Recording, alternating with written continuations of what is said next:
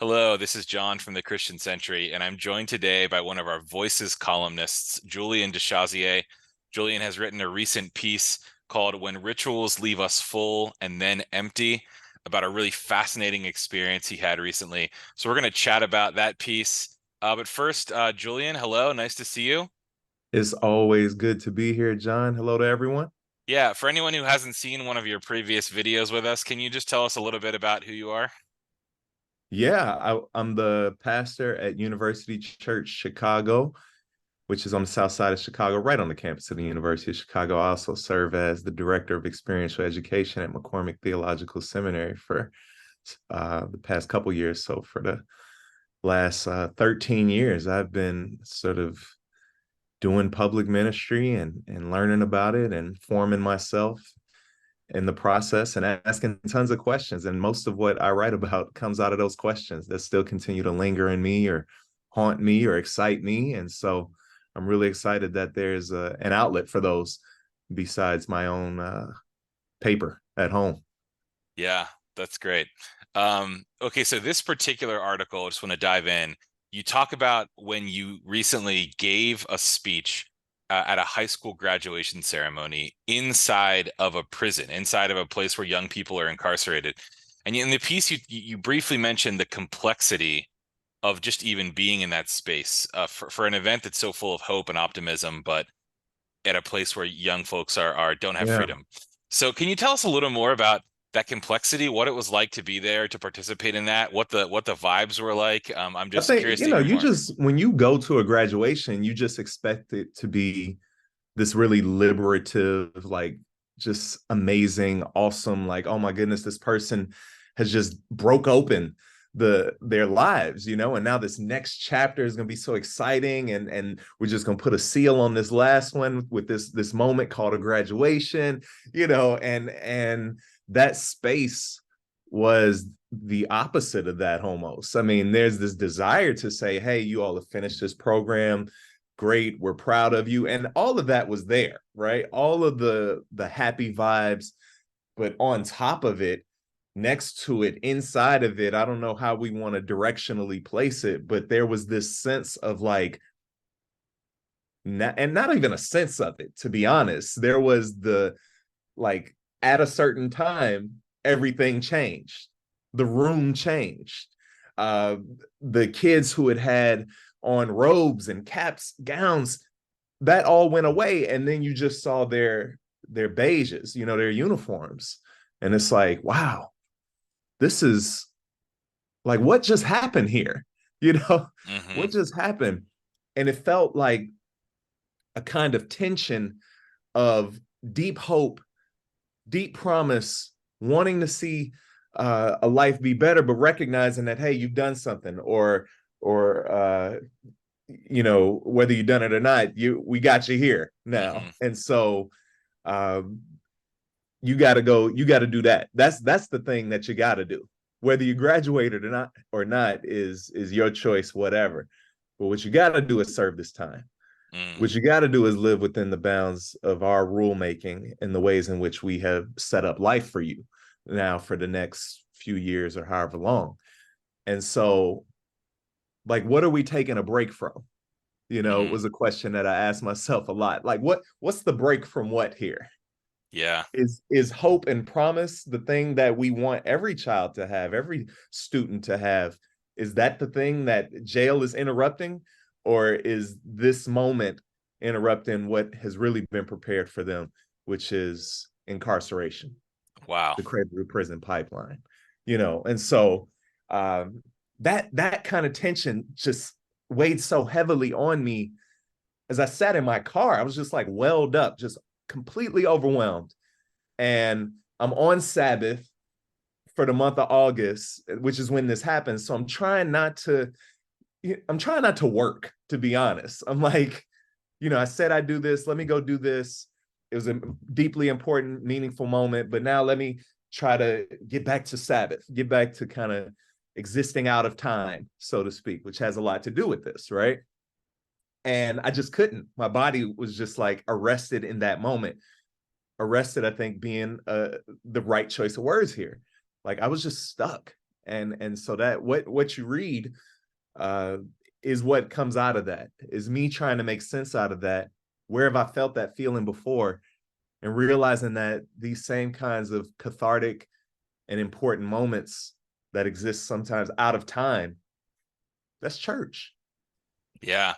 Well, Church. let's just stick with that time theme. One of my favorite points you made in this essay was just the simple observation that you don't find clocks in most church sanctuaries, and you don't find them in carceral spaces either. And I'm curious if you could just tell us a little more about that observation and what you think the significance of time is as you think about these two spaces and how they relate to each other. I think it's mostly, and maybe both are operating in the same way. It kind of depends on how cynical or how hopeful you feel in a particular moment. But I think it's about the control of time. And I think it's about wanting people to exist out of time for this moment. In church space, hey, let's not worry about what we got to do at 1 o'clock or whatever. Let's be here. Let's be community. Let's focus on worshiping God. Let's get what insight and build ourselves and the community around us. Let's do that. And that's not be looking at all that took 15 minutes, 10 minutes. We don't give an agenda with our bulletin, right? We don't say, hey, at 11:05 this will happen. We kind of frame it as existing out of time. And I'm using that language because that comes from like the Jewish understandings of Sabbath. Rabbi Abraham Heschel and other folks who have written extensively about that. So I don't want to get into that now, but talk about Sabbath and their tradition as like a cathedral outside of time. Like it's just, this is a whole separate thing from life right now. And I think that means if you're going to frame it like that and think about it like that, then you can't have clocks. You got to try to find ways to draw people out of their sense of time and slow people down or bring people into the space in a different kind of way. I think in prison, it's much different. I don't think that they're trying to take people out of time so that they can rehabilitate them, or change the rhythm and cycle of their life so that something more profound or healing might happen within their body. I think there it's about controlling people's bodies. It's about controlling time and saying, well, I know we said in an hour we'd let you go outside, but you don't know an hour or not an hour. Like if we need it to be 3 hours, we'll make it 3 hours. If we needed to make it 45 minutes and we told you you'd have an hour, like I think it's about just taking away another way in which people can have agency over their life. And the reason I say, well, maybe it's cynical, because I think some people would say that about church as well. Sometimes, that there's a certain way in which being inside of a church space removes agency or invites you to give up agency, maybe to God, maybe to a priest or pastor or whatever. But, I try not to think about it like that. I certainly try not to practice it like that on Sundays, but I have been more mindful of that ever since that moment. And I think that happens in a few other kinds of spaces as well, where like I just made a list in my head of like what other spaces draw you out of time. Amusement parks, like places that don't remind you like, hey, you're running out of time, like no, they want you to be there. Casinos, things like that, like spaces that want you to exist fully in that space. And that's it's interesting as we think about prison and carceral spaces, why they would conceive of time in that kind of way. Yeah. It's interesting when you mention the churches and the lack of time. I'm reminded of just the irony that the pastors, the worship leaders, they have access to the clock, because that the Oh passing of the no, peace, that's happening at 11:22. Nothing can stop it. there's absolutely a production schedule, right? Mm-hmm. But for some reason we can't turn that clock, which is always facing this way, Yeah. Yeah. like to turn it around or just put it on the board. Okay, that's what time it is. Yeah. And make references to it. I think that would be really interesting because you can still invite people to be present, and be a real, and to exist out of time, while saying like, hey, we're still, it's still 12:15 right now, Yeah. like, and I think it could make worship more interesting in some ways if we invited people to be present with God and yet in real time, Mm-hmm. and not in some abstract sense of time.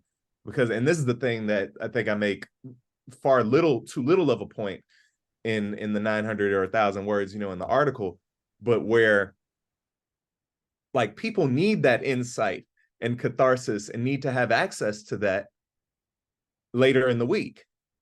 And so if we situate those things within time, I think it's a little bit easier for them to do that. If they can ritualize their life around real time and not like church time, but like, no, 12:15. That's when this happens. That maybe people could look up every Wednesday, Thursday at 12:15 and say, you know what? I feel good when I'm doing this. Let me stop and say a prayer. Let me stop and listen to a song real quick. Let me think about the thing that I was really thinking about on Sunday or Saturday, whenever the Sabbath is for folks. Like, Yeah. let me go back and access that, and let me do it within real time. I think we get hesitant to do that because we can't, like, I mean, where we are right now, like, no, this is real time. Mm-hmm. Like, this is real time right now. We know what's next. We know what's coming. We're already anxious about it. Folks are watching this and they're like, well, what I got to do next? They're Mm-hmm. either not doing something so they can do it. Like, there's this sense of what is being done, what is not being done, that I think we could do better as leaders in church of ritualizing that and saying, yeah, no, we exist in time, and our faithfulness can be really important in the midst of that. Yeah, that is a great segue to just the final thing I wanted to ask you about, which is in the article, near the end of the article, you say it is a question of how rituals, properly shaped, can become the stuff of everyday life. And I think that's what you're talking about That's it. here. I wondered if you had any other idea. It's like a practical thing you do in your own life or you've talked about with your church community, or is there a practical step people could try out of how maybe to properly shape these rituals and make them more a part of their everyday life out in the real world of real time?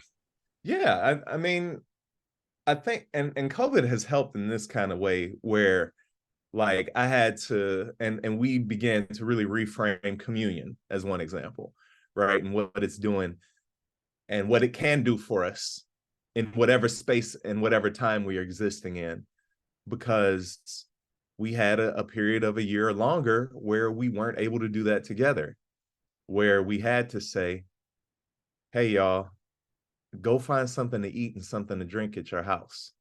And we're gonna pray that it's gonna be blessed, in the same way that we hope this will be blessed. We're not gonna take anything for granted. We're gonna try to make this all meaningful for us. And that was just a way of saying, like, this thing that we have always done in church, maybe we can still make some sense out of it. And while you're at home right now on your couch or in bed, like, can this make sense? You're going to eat with your family later.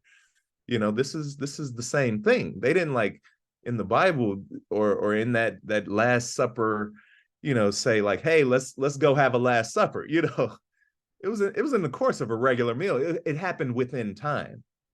It happened within time. And so many of the things that have become rituals for us now began within the regular course of their lives for these folks who are in the Bible. And so I think we ought to I think we have the right, and maybe are even entitled or mandated, to think of our lives and our rituals in the same kinds of ways of what can be holy about breaking bread. For church leaders to make that invitation, like, hey, next time you break bread with somebody, think about what you're doing here. What are you doing? What are you sharing here? What's going on? That can potentially become a holy moment for them, and something that they can say when they take account the next week of the holy encounters that they've had, of the encounters with transcendence, with God, with spirit, with universe, whatever, that they have had across the week.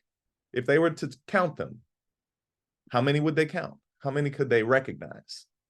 And for so many people, it's just about reframing what exists already, to say, no, that every time you break bread, every time you have a meaningful conversation with somebody where you actually pause and make yourself present in that conversation, every vulnerability we share, all of those kinds of things, can be really powerful moments. And so I think it's just about reframing, and that's hard work. That's hard work. And it's harder to do, which I think is the point here.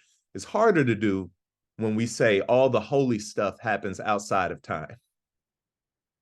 that Hmm. then makes Wednesday pretty tough, Yeah. you know. So Wow. Good stuff. Giving us a lot to think about.